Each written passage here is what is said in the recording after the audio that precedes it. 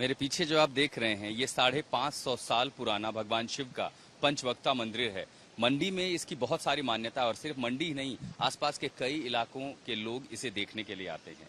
जिस दिन ये मंदिर लगभग जलमग्न हो चुका था वो सावन का पहला सोमवार था और ये ब्यास नदी जिसके ठीक किनारे पर भगवान शिव का ये मंदिर बसा है, जब इसका जलस्तर बढ़ने लगा, पंडोह डैम से आया हुआ पानी अपने साथ ये देख रहे हैं, ये पूरा रेत और ये मलबा लेकर के आया लगभग 10 से 12 फीट ऊपर। और अब मंदिर जो है लगभग ये पूरी तरह से दूसरे इलाकों से लगभग कट सा गया है। हालांकि ये देखिए नदी के दूसरी तरफ यहाँ पहाड़ी नाला है, उसके दूसरी तरफ रिहायशी इलाकों के लिए आगे एक पुल था, वो पुल बह चुका है, इसलिए उस तरफ के लोग यहाँ से नहीं आ सकते। साथ ही ये देख रहे हैं आप कितना ऊंचा, लगभग जमीन से 8 से 10 मीटर तक मलबा गया हुआ है, जो अपने साथ ये बयां करता है कि आखिर यहाँ पर सैलाब अपने साथ क्या लेकर के आया। अब ये मंदिर का पूरा रास्ता कट चुका है, लेकिन इसकी मान्यता देखिए, इस स्ट्रक्चर को देख करके आपको बाबा केदार धाम याद आ रहे होंगे। बाबा केदारनाथ का मंदिर और ये पंचवक्त मंदिर में कई सारी समानताएं हैं। मसलन ये जो हिस्सा है पीछे का, लगभग इसी हिस्से ने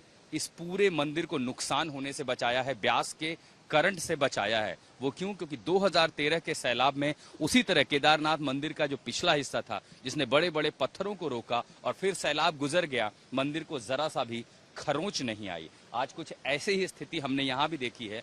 लगभग 2 बड़ी लहर पानी की आती है, 2 रातें लगातार यहाँ पर कई घंटे तक मूसलाधार बारिश और ये जल प्रवाह आया, लेकिन मंदिर के इस हिस्से ने, जहाँ बाबा खुद विराजमान है, इसके चलते संभवतः ये आस्था ही तो है, ये विश्वास ही तो है, ये लोग मानते हैं कि इसकी वजह से मंदिर को ज्यादा नुकसान नहीं हुआ। पानी अब उतर चुका है, मानसून का खतरा अभी भी है, बारिश का खतरा अभी भी है और ऐसे में जलस्तर फिर बढ़ेगा, लेकिन इस पंचवक्ता मंदिर ने शायद इसके प्रति जो लोगों की आस्था थी कि बहुत ज्यादा नुकसान मंडी को नहीं हुआ।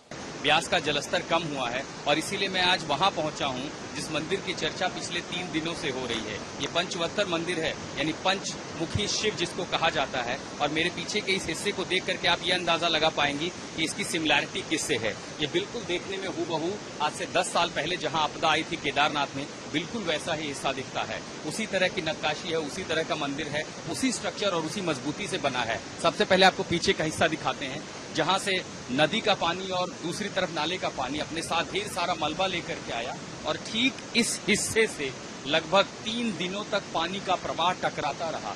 ये पूरा सीढ़ियों का ऊंचा हिस्सा है, रेत जम गई, मलबा आया, लेकिन इस इलाके में मंदिर को नुकसान नहीं पहुंचा। दरअसल पंचमुखी की वजह से इसको छोटी काशी कहते हैं और ये मान्यता है कि मंडी ही नहीं बल्कि आसपास के तमाम इलाकों के लोग इस 550 साल पुराने मंदिर में दर्शन के लिए आते हैं। पूरा प्रांगण, पहली बार आप ये तस्वीरें देख रहे हैं तबाही के बाद, क्योंकि पानी का जलस्तर कम हुआ है। हम यहाँ पहुंचे हैं, मंदिर के आखिर इस प्रांगण के दूसरे हिस्से की ओर ले चलते हैं, जो प्रवेश द्वार है। इस प्रवेश द्वार के आसपास यहाँ अगर आप कुछ देखेंगे तो सिर्फ तबाही के निशान, लेकिन ये लोगों की मान्यता है कि जैसी तबाही आ सकती थी, जिस तरह का सैलाब उन्होंने देखा है, ये 1995 से भी ज्यादा भयानक है। अब यहाँ अगर आप कुछ देख पा रहे हैं तो सिर्फ और रेत, मंदिर के ऊपर आप समझिए कि जैसे टापू बन चुका है, ये किसी आइलैंड से कम नहीं है। आपको सबसे पहले हिस्से में ले जाने के पहले यहाँ दिखाऊंगा, ये मंडी शहर का वो मुख्य इलाका है जहाँ से पुल के जरिए लोग इस शिव धाम में आते थे, दर्शन करने के लिए आते थे। और देखिए कि कल जब तबाही आई है, कल सावन का पहला सोमवार था, यहाँ हजारों लाखों की संख्या में श्रद्धालुओं को आना था और जिस ब्रिज से आते थे वो रविवार की देर शाम सैलाब का शिकार हो गया, पूरा ब्रिज बह गया और उसके आगे रिहायशी इलाकों तक पानी पहुंच गया। इस ब्रिज को जहां पर आप देख रहे हैं टूटा है, यहीं से आगे सीढ़ियों से श्रद्धालु नीचे उतरते थे, लेकिन अब यहाँ अपने साथ नदी सारी सीमाएं तोड़ते हुए इस पूरे हिस्से को नुकसान पहुंचा चुकी है। साथ ही सीढ़ियां जो हैं उन पर भी काफी मलबा है, भारी भरकम सामान जो पीछे कुल्लू मनाली से आया है वो यहाँ रह गया। ये पिछला हिस्सा मंदिर का प्रांगण, हूबहू इसकी जो तस्वीर है वो बिल्कुल दिखती है केदारनाथ मंदिर की तरह। और देखिए कि 10 साल पहले केदारनाथ की तबाही और 10 साल बाद छोटी काशी, वही बाबा धाम, लेकिन मान्यताएं ऐसी कि इसको भी शायद आस्था ने बचाया है। कौशिक जी हमारे साथ है, स्थानीय नागरिक, पुरोहित, पुजारी यहाँ पूजा करने आते हैं। कौशिक जी, कितना पुराना मंदिर, कितनी मान्यताएं हैं इसकी? ये राजा सिद्धसेन के समय ये बना है 1684 में, लेकिन ऐसी मान्यता है कि इसका निर्माण जो है पांडवों ने किया है 500 साल पहले, इससे पहले का बताया जा रहा है। बिल्कुल दिखता केदारनाथ की तरह ही। बिल्कुल केदारनाथ की तरह ही, और इतना पानी आया, इतने पुल ढह गए, इतनी बिल्डिंगें चलेगी, लेकिन ये जो है साक्षात भगवान शिव यहाँ प्रमाण देते हैं कि मैं यहीं विराजमान हूँ। ये पहला हिस्सा, इसके पहले हम प्रमुख द्वार पर चले, ये क्या है? ये भैरवनाथ का मंदिर है। यहाँ द्वारपाल भैरवनाथ माना गया है शिव के। तो यहाँ हालांकि देखिए द्वारपाल के हिस्से को भी ज्यादा नुकसान नहीं हुआ है। अंदर हम बाबा भैरव की मूर्ति नहीं देख सकते क्योंकि सिर्फ और सिर्फ रेत भरी हुई है, तो वहां पर देखना कुछ भी मुश्किल होगा। मंदिर ये नुकसान जो है यहाँ पर पहुंचा है। और अब हम कौशिक जी के साथ आगे हिस्से में आपको लिए चलते देख रहे हैं। ये एक पूरा आइलैंड बना हुआ है, रेत ही रेत का जमावड़ा। और ये मंदिर का पहला हिस्सा। नासिर से कहूंगा थोड़ा सा बचाएं यहाँ पर, क्योंकि यहाँ पर मैं पहले भी गिर चुका। आप देखें ये सिर्फ रेत का पूरा टेला बचा हुआ है, यहाँ पर फिसलने गिरने का डर है। अब पानी धीरे धीरे उतर चुका है, तो रेत अपने साथ जो पानी लेकर के वो धीरे धीरे मंदिर से निकल रहा है। ये द्वार है, प्रमुख द्वार है, मुक्ति द्वार इसे कहते हैं। आस्था लोगों को यहाँ लेकर के आती है, लेकिन ये नुकसान बहुत ज्यादा नहीं है। हालांकि इसको तो दुरुस्त किया जा सकता है। कौशिक जी के साथ मैं मंदिर के भीतर प्रवेश कर रहा हूँ और ये बाबा का धाम है। हम मंदिर के भीतर आए हैं और इसकी भी संरचना है, जो बनावट है, ये पूरी तरह केदारनाथ मंदिर जैसी ही दिखती है। बिल्कुल वैसी ही भव्यता, उतना ही पुरातत्व। कौशिक जी, ये क्या परिक्रमा का इलाका है जो मंदिर हम देख रहे हैं? परिक्रमा का इलाका है। और ये क्या ये भगवान शिव के जो है वाहन नंदी है। और ये काफी बड़ी मूर्ति है। ये कोई 6 या 7 फुट ऊंची मूर्ति है।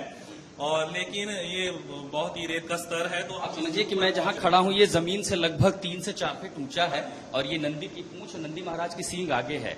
तो मैं ये जो देख पा रहा हूँ, नंदी के ऊपर घड़ियाल लगाए गए हैं। आप समझिए कि घंटी अमूमन कितनी ऊंचाई पर होती है। तो ये बहुत बड़ी प्रतिमा है। और रेत इससे भी 1 से 1.5 फीट ऊपर पहुंची है इस मंदिर के। और यहाँ पर आप देखें कि इसके आगे जब हम आते हैं, नंदी कितने बड़े हैं। कैमरा थोड़ा दरअसल दूसरे रास्ते से आना पड़ेगा।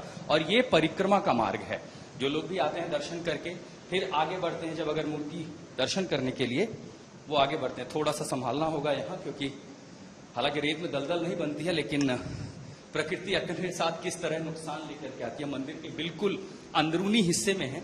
और यहाँ से जब आप आगे बढ़ते हैं तब ये बाबा नंदी, मैं चाहूंगा आप इधर से आए, ये बाबा नंदी की सींग है, यानी उनका मुख इस तरफ है। और जैसे आप आगे आते हैं इस मंदिर के इस हिस्से को देखिए, ये बिल्कुल केदारनाथ धाम की याद दिलाता है। 10 साल बाद लगभग वैसी ही तस्वीरें हम बाबा के दूसरे शहर में, दूसरी नगरी में देख रहे हैं, छोटी काशी। आप इस तरफ से ऊपर आइए ताकि यहाँ हम आपको वो तस्वीरें दिखा सकें जो हजारों लाखों श्रद्धालु दर्शन करना तो चाहते थे, लेकिन इस प्रकृति की नाराजगी के चलते यहाँ नहीं पहुंचे। ये बाबा का प्रमुख द्वार है। और अब हम ठीक इस मंदिर के बिल्कुल अंदरूनी हिस्से में हैं, जहां साक्षात शिव, पंचमुखी शिव विराजमान है। निचला हिस्सा है तो यहाँ पर थोड़ा सा पानी है, ये दलदली इलाका है। और इसीलिए यहाँ पर देखिए, जाने के पहले ताला बंद कर दिया गया था। अंदर सिर्फ और सिर्फ रेत है, देख पाना कुछ भी मुश्किल है। थोड़ा सा मैं चाहूंगा कैमरा लेकर के आप हल्का सा आगे आए तो आप बहुत कुछ दिखाई दे सकता है। यहाँ अंदर हम ढोल देख पा रहे हैं और काफी पुजारी जहां बैठते होंगे, पूजा पाठ का सामान दिख रहा है।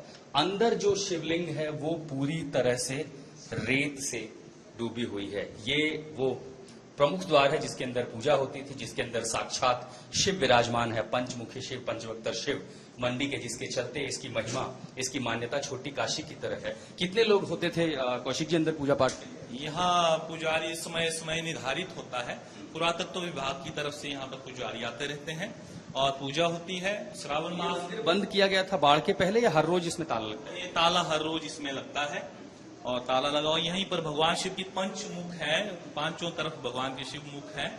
और ये जो है एक जिस शिला पे बनी हुई है, एक ही शिला के ऊपर जो है भगवान शिव का मुख बने हुए हैं। ये एक ही शिला है। आप देखिए कि ये पूरी जो शिला है वो इस समय पूरी तरह से बंद है। अंदर आप देख भी नहीं सकते क्योंकि बिजली तो है नहीं, रोशनी भी नहीं है। अंदर सिर्फ और सिर्फ रेत है। हम इस मंदिर के अंदर आए। कौशिक जी आप पहले निकले क्योंकि शायद मैं थोड़ा सा दलदल में जा रहा हूँ। मुझे हाथ दीजिए। ये थोड़ा सा, जैसे आप खड़े हो रहे दूसरा पैर निकालें तो ये दलदल में घुस रहा है। और आप जब यहाँ पर आए, ये देखिए, ये मंदिर के प्रांगण में अब हम जब आए हैं, आपको दूसरे हिस्से की ओर ये चलते हैं। देखिए नीचे तो पूरी तरह दलदल है, ये रेत किसी टीले से कम नहीं है। हालांकि यहाँ पर जाना मुश्किल है क्योंकि कई जगहों पर मूर्तियां भी हैं और इसीलिए अब इससे आगे बढ़ हम आपको पीछे लिए चलते हैं। ये पूरा इलाका है जहाँ पुजारी बैठा करते थे यहाँ पर। और यहाँ पर क्या है कौशिक जी? ये कौन सा हिस्सा? यहाँ पर कुछ नहीं है, जैसे कोई संत आते हैं उनके बैठने के लिए स्थान है। आप देखिए कि जमीन से कितना ऊंचा होती, खिड़कियां कितनी ऊंची बनाई जाती है। देखिए ये खिड़की है और पूरी खिड़की तक जो है रेत और पानी पहुंच चुका है। अब ये सब सामान जरूरत का रखा हुआ है, सब कुछ इस समय रेत में डूबा हुआ है। हमने आपको पंचमुखी शिव के दर्शन कराने की कोशिश की, लेकिन बाबा के धाम तक तो हम पहुंच गए। अब प्रकृति ने दरअसल इस समय बाबा पर रेत की चादर उड़ा रखी है, लेकिन नंदी महाराज आगे यहाँ सवार है, वो यहाँ पर इस समय विराजमान है। यहाँ पर भी रेत की चादर है और आप समझिए कि यहाँ लोगों को आना था दर्शन करने के लिए, और वो भी सावन का पहला सोमवार।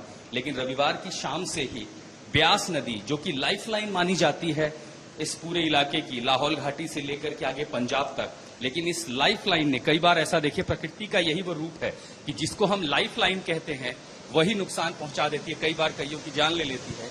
लेकिन इस बार जिस तरह का प्रेडिक्शन था, जैसा मौसम था और जिस तरह की लहरें हम देख रहे थे, संभवतः ये नुकसान कई गुना ज्यादा हो सकता था। तो कौशिक जी, क्या लोगों की मान्यताएं यही हैं कि बाबा ने ही बचाया धाम? बिल्कुल, बाबा ने ही बचाया है, तभी हम यहाँ सुरक्षित हैं। लेकिन लोग कुछ ऐसे कर्म करते हैं जिनकी वजह से भगवान हमें प्रमाण देते हैं, मैं यहाँ विराजमान हूँ, थोड़ा सुधर जाइए, अपने कर्मों में सुधार लाइए। कुछ दिनों में संभवतः आप लोग भी लग जाएंगे इसकी साफ? बिल्कुल, इसकी सफाई करेंगे, प्रशासन भी हमारा सहयोग देता है। और चूंकि पुरातत्व विभाग द्वारा माना जाता है मंदिर के, देखिए कई हिस्सों को कुछ नुकसान तो पहुंचा है, लेकिन जिस तरह की आधारशिलाएं हैं, जिस तरह का इसका निर्माण कार्य है, बिल्कुल दो तस्वीरें जहन में हमेशा याद आएंगी। 2013 केदारनाथ, 2023 छोटी काशी यानी मंडी, इन दोनों तस्वीरों की तुलना करें तो आस्था तो यही कहती है कि प्रकृति जब आई नुकसान पहुंचाने, तो लोगों की जिंदगियों को बचाने के लिए बाबा ने साक्षात अपना हाथ रखा। बाबा ने साक्षात इस धाम के जरिए अपने न सिर्फ शहर को बल्कि लोगों को एक बड़े नुकसान से बचाया।